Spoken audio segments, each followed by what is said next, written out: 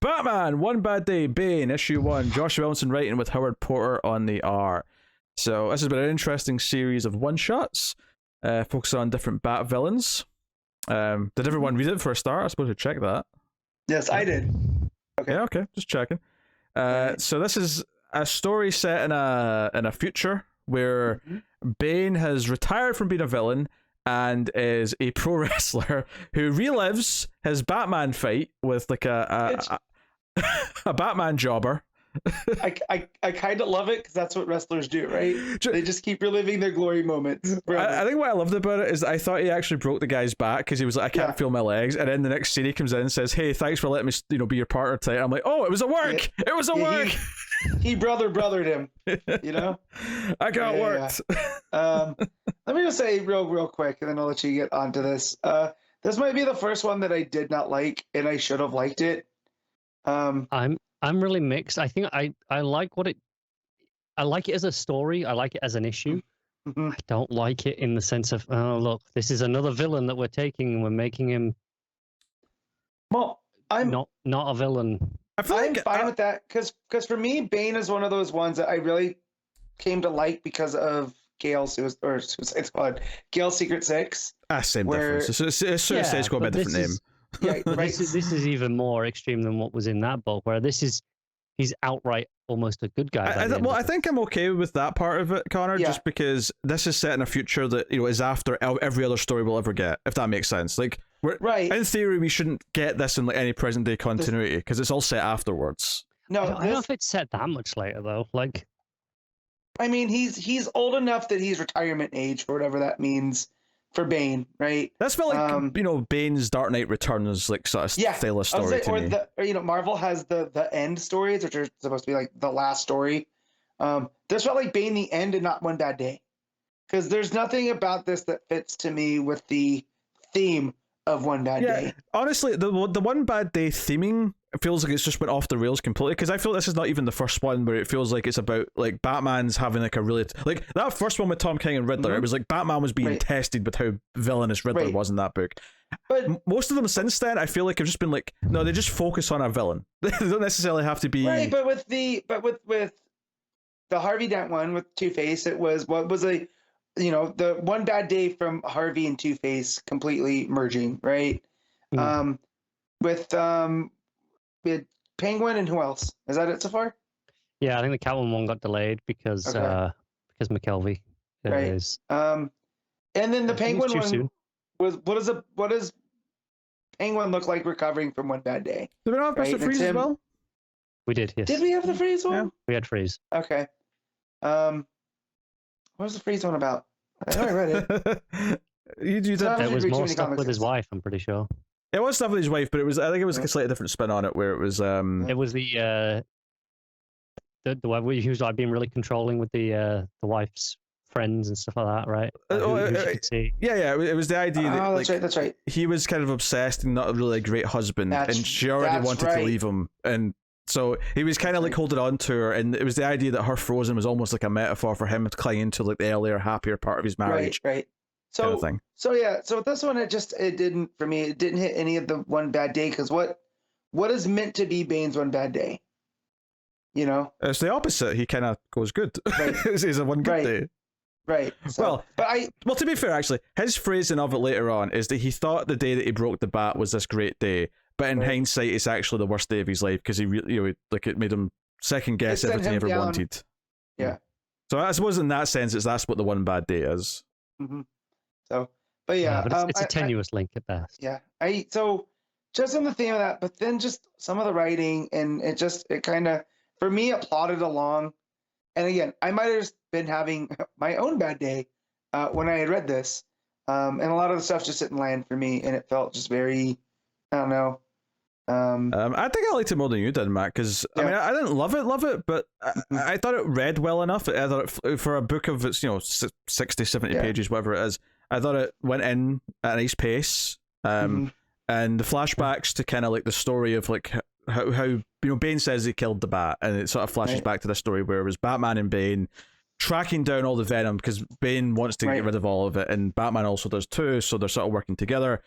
And Bane in the future has like been told or has been informed of this new place that's making Venom, this drug dealer effectively, and he wants to go and deal with it. And he goes along with this guy who tried to sell it to him, and by the end, the sort of the happy sort of end of the story is that Bane's kind of inspired to take this guy in and try and like make him better at the end of the story, which is fine. Yeah, Bane becomes Batman. Well, kinda. I'd say he's maybe more about reforming potential criminals. He's got a Robin. Yeah, he has his equivalent of his Robin. Yes. Yeah. I will say I did love all the lucha stuff at the beginning with him, but just with the pageantry that goes with lucha libre, and it really went in on that with Bane, calling him the Breaker of the Bat, and the son of Pentaduro, and the son of the Dragon, just all these big long names. Yeah. I think that Williamson really nailed that whole aspect, and then the lucha part in and of itself was really fun. But once we started getting into the drug, and the Venom stuff and all of that, I don't know. It just kind of, not that it went off the rails. It didn't. I mean, I liked that it tied back in again to Venom, before Bane, which was like the doctor who created it, who ends up being the guy who's making it in the future. That's kind of the big reveal. And he kind of sees Bane as his masterpiece, like everyone, everything else he's done with it. Because there's another big villain here. What's his name? Grudge. It's Grudge, who I think is Williamson created. Because I just try to look him up and I can't find anything. Sure. Yeah. The stuff with the doctor taking the Bane, taking the Venom and kind of baning it out for a bit of a fight. It just really reminded me of the end of the first Arkham game with Joker. That bit's kind of whatever. I mean, I took it as a moment of desperation because he doesn't want to lose. But I generally liked everything else that was going on. I thought it did a good job of selling that Bane's kind of the sad old man when he goes back to his big house, and there's a lot of silent pages where he's just kind of like drinking and kind of lonely. Yeah, he's all this fame that he has for himself. He's still alone. Yeah, and he's made his own prison, and now he has to escape that prison. Which that's a theme that I do like. It's just a kind of like what Connor was just saying about the not the video game aspect, 'cause I didn't play the game, but just him having to fight a Venom monster at the end. I didn't really seem to fit that that escaping the prison of his own design type thing. Because it almost felt like he put himself in that prison because he felt responsible for Batman's death. Yeah, although Bane also no sells getting his back broken because the scientist guy, when he banes out, he breaks Bane's back the way that he did the Batman, and he gets up a couple pages later. Batman did it, so why not? Yeah, so it did make me think of Because Bane, and I think that's hilarious. Right? That's pretty funny. But yeah, I wanted to like this so much more. I should like it. I feel like Williamson catered it to my interests exactly, but it just, the back half of it really didn't land for me. I really enjoyed the first half, but it just kind of meanders a bit, so. I don't know if I agree with the meandering per se. I don't think I had that problem. I think, it flows at a nice solid pace. Howard Porter's art does sort of work for the kind of the moodiness that it's going for. This kind of sadness. The one page I didn't like was one of the fight scenes where we get like little tiny thumbnails. That one's fair, that's a fair complaint. I did not like that because there was way too much going on, and it felt like that was a placeholder. It did a version of that in the wrestling early on.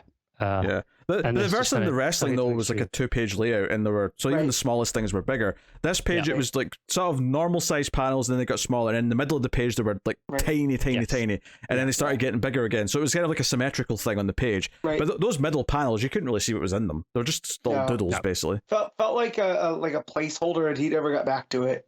I'll do something in here, but no, Porter's art's fine. It really matches the disproportions that we get with Bane. Like sometimes when artists draw him, he's completely, especially when he's all juiced up. His like biceps have biceps, and I feel like Porter's art really gets in on that aspect. So like when you see all the Venom monsters, like that Grudge creature, very grotesque in the best way possible. So, and like Pete said, the moodiness that comes with it, like all the stuff in Mexico, I feel like is very well, because it feels like there's a sweatiness to his art, right? And so I'm thinking like the in Traffic, in Soderbergh's movie, he has that kind of tint over certain scenes that makes it feel grimy. That's what some of these scenes felt, and I think Porter really nailed that. Yeah, he wants to fight Batman again. Because Batman promised that he would, and he's like, "No, I'm not going to fight you like this. You know, find a new reason to live." Because Bane is basically just ready to die. But that's probably some of my favorite art in the book. Is probably that entire scene in the hospital room, with Bane in the bed. It's very moody. The way Batman shows up in the corner of the room. It's got a nice. I think Howard Porter doesn't work with every character, and even at times, I think in past Batman stories, I've not really think he's worked. But I think here it works with the tone of all the story. I think he excels in points in this issue. There's bits that I don't think are amazing, but then obviously this scene just before it, at the end of the fight where everything's in flames, I think looks fantastic. There's a panel with the reflection in the glasses at the bottom. Yeah, that I think is probably the best looking, just visually speaking, probably the best looking panel in the book. But then there are other times where I think how he struggles with hands, and I think especially with Bane's large hands, it shows up even more as like these just look a bit weird. There's almost maybe like a meta thing going on with this book as well. The idea that, like, whenever you bring up Bane, like, his one claim to fame is that he's the guy that beat Batman in the 90s, and he always referred back to that one incident, and it's not he's not really been allowed to move on. And obviously, like, Tom King tried to do like a great big Bane story where he brought him back to prominence and stuff. Like, so writers have tried, but maybe this is the idea that could we start bringing up that he beat Batman once and move on to do other things with him. Yeah, he's never topped that. He probably never will. Nah, probably not. Like from a story perspective, from a story perspective.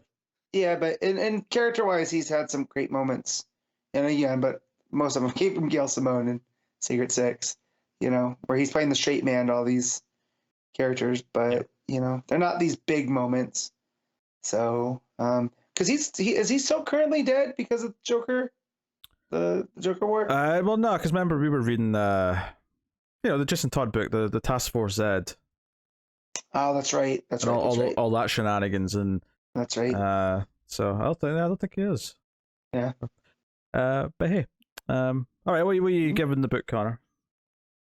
I think I'll give it a 6.5. I like it mostly, but I don't love it. Matt's like, wait a minute, that's like lower than my score, and I was the one who was negative. Matt was handing out, about to give it an 8 or something. What are you giving it, Matt? I was going to give it a 7. I'll give it a 7, I think. Yeah, I'm giving it a 7. It's good to have Connor back. Well, I'll give it a 7 too. It's just that your descriptions and your ratings, Matt, don't always go hand in hand. Matt's it felt like a 4 or a 5 at best. Yeah. Oh, wild stuff. Yeah. All right. Rating things is so stupid, especially when Connor's around, because me and Pete have been lighting up a lot on stuff. I don't think on this, mine and Pete's are that far apart. I think pretty similar. Point lower probably justified with what we said.